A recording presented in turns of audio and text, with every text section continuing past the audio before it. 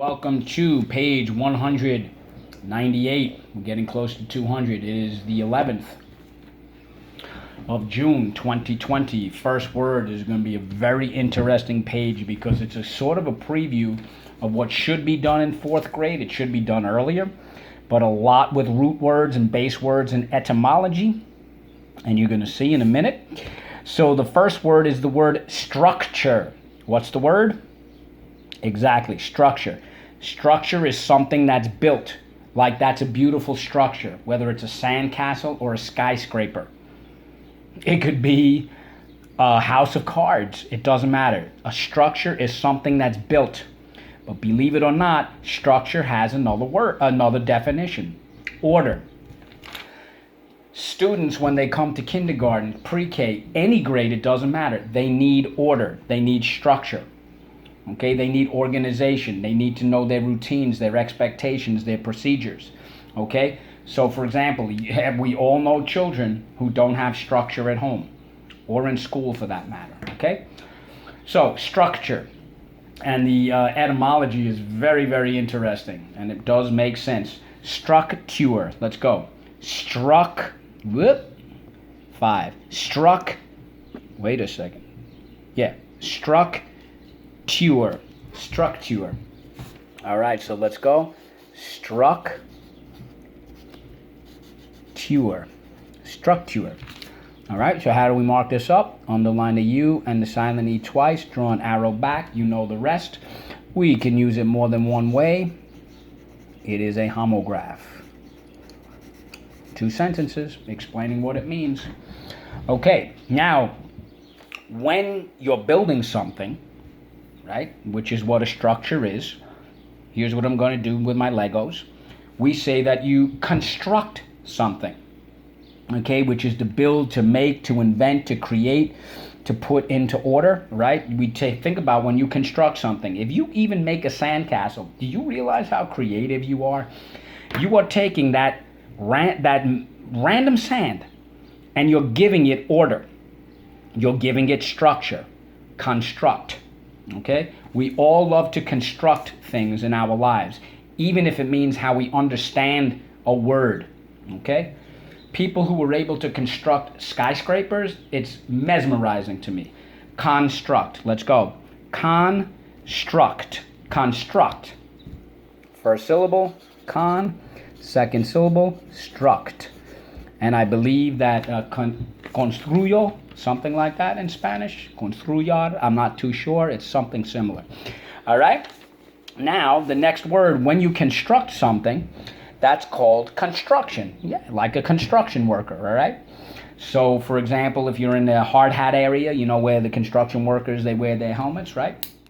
What are they doing? They're building things, okay? That's what construction is. Okay, so let's go. Construction. Construction. And remember, it ends with a T, so this makes perfect sense. Literally, Tion means full of. Full of construct. Construction. Construction. How do we mark this up? Underline the sh. All right? Now, when you're tearing things down, we call that deconstruction. All right? When you demolish things. You're going to see what word it's related to. Deconstruction. Let's go. Deconstruction. Deconstruction. All right, let's go. They call it demolition, okay? Deconstruction. Deconstruction. Okay. Deconstruction can also be, in a sense, breaking things down. The deconstruction of language with etymology makes perfect sense. No, you're not tearing words down. You're breaking it down so you can understand its roots, where it comes from. All right, so how do we mark this up? Underline the E and the sh. The E can say E at the end of a syllable.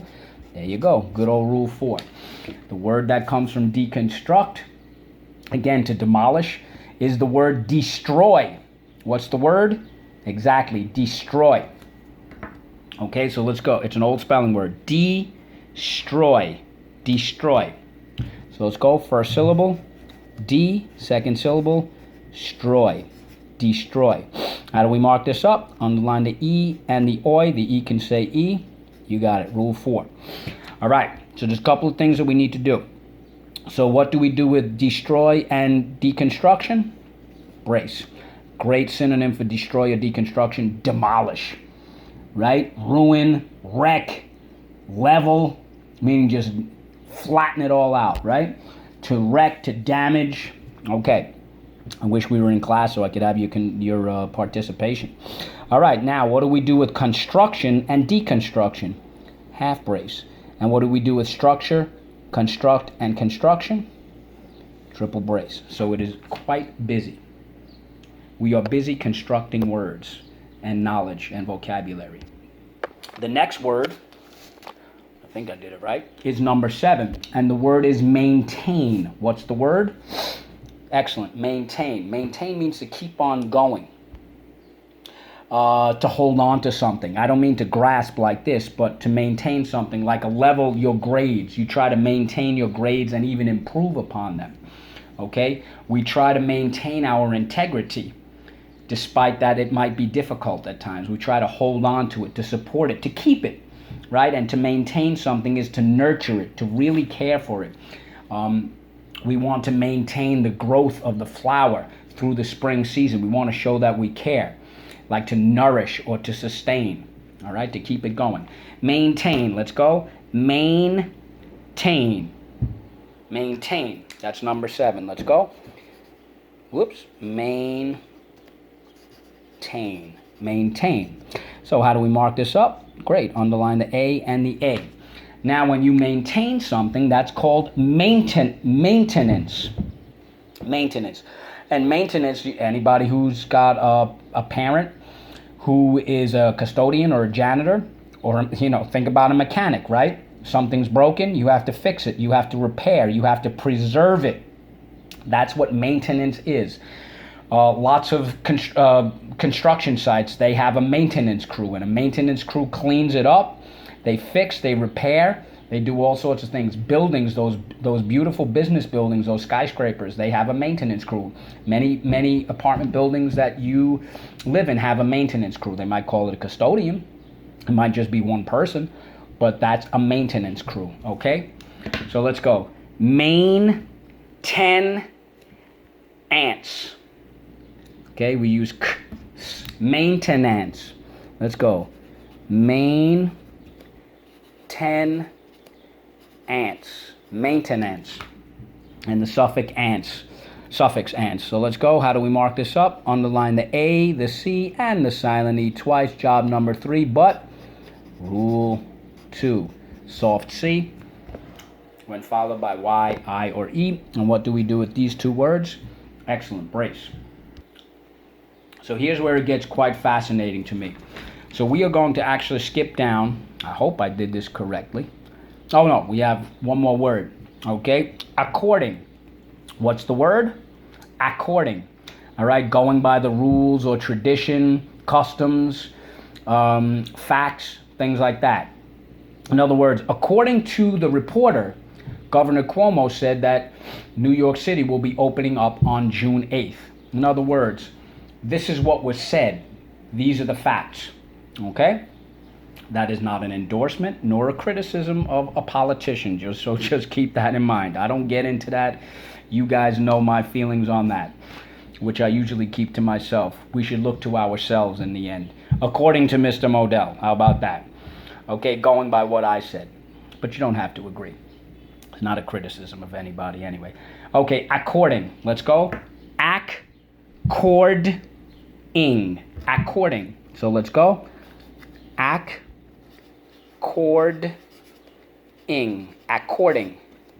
All right, so how do we mark this up? Underline the or and the You have to act according to the rules of a culture that you might be, that you might be visiting, even someone's home.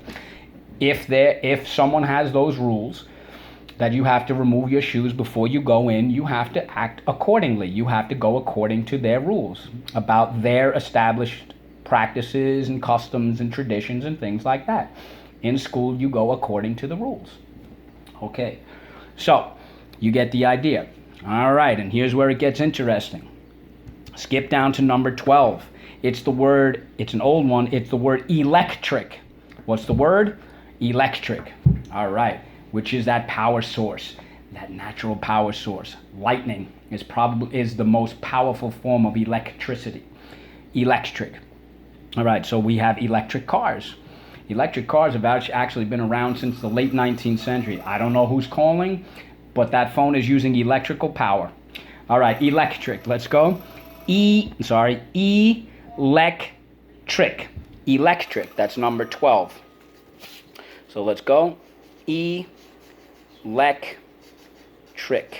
Woo, electric. All right.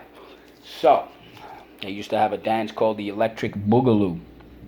All right, the electric slide, right? We all know about that. Electric. So let's go. Underline the E. The E can say E at the end of a syllable, but let's just leave that for now. You'll understand why. Okay, and something that has electric power is called, we refer to it as electrical. Like that is an electrical car. The electrical currency should not be mixed with water because it will kill you. Electricity and water do not mix. That's why you need to get out of a pool when there's a lightning storm. Electrical, okay? The electrical wires were all messed up and had to be replaced. Electrical. Let's go. Electrical. Electrical. Let's go.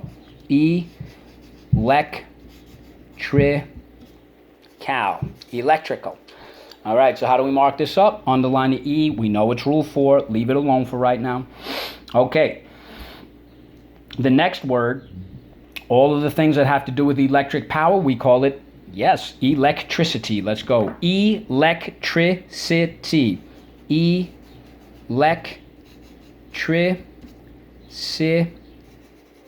Electricity. How do we mark this up? Underline the E. I do see a rule here, but just hold off for right now.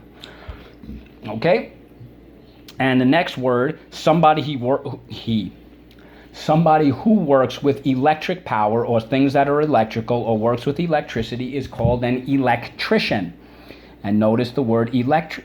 This looks sloppy. Notice the word electric ends with a C. Electrician. Electrician.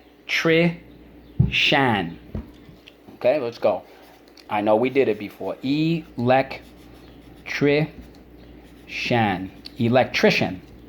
How do we mark this up? Underline the E and the sh. Now, the E can say E at the end of a syllable. That's rule 4. Whoops. There we go. Now, we have rule 4 here also. We also have rule 2. All right. And now we just have rule 4 here and rule 4 here. Well, we are not done. Okay. Let me fix up this C. All right. Electric. It's a little sloppy there. All right. Now, there's one other word that is kind of it's very powerful. That's no pun intended. It's the word electrify. What's the word? So to electrify is to illuminate, to light up, to give power to. All right? And it's like that buzz that you feel inside. But this is very important because electrify is an emotion. In many ways we describe it. So for example, it's very dynamic. It inspires and motivates people. So here's a good example. All those great achievements that we know of, it stirs our soul. It electrifies us. And our values. It inspires us. It motivates us. It really gives us that little kick, figuratively speaking. All right, electrify, which is to inspire or to motivate. Also, I'm not going to make you do it as a homograph today. When you electrify your home, that means that you have electrical power. All right, they were in the old days. People had to electrify their house. Now we take it, or your apartment. It's taken for granted now. But there was a time where most homes in the late 19th century, early 20th century, up until probably the 1920s, they did not electrify their house. Now it's common. Okay? Electrify. Excuse me. Electrify. English words don't end with I. Let's go. Electrify. Electrify. Electrify. How do we mark this up? Underline the E. Third sound. The E can say E at the end of a syllable. That's rule 4. English words don't end with I. That is rule 6. It is a busy page, but we do need to understand this. What do we do with these 5 words? Quintuplet brace. Okay, so let's go. By the way, a lot of people who have certain types of homes, they electrify their fence. They have an electric fence, so anybody who trespasses, they get the buzz. They mostly do that for animals, though. Okay, so let's go. Electrify. Electrify. Electric. Electric. Electrical. Electrical. Electricity. Electricity. Sorry about that pause. Electrician. Electrician. According. According. Don't forget the double C. When you divide your syllable, when you squish it together, make sure you maintain the double C. Maintain. Maintain. Maintenance. Maintenance. Destroy. Destroy. Deconstruction. Deconstruction. Construction. Construction. You'll often see the signs that say construction area. Let's go. Construct. Construct. Structure. Structure.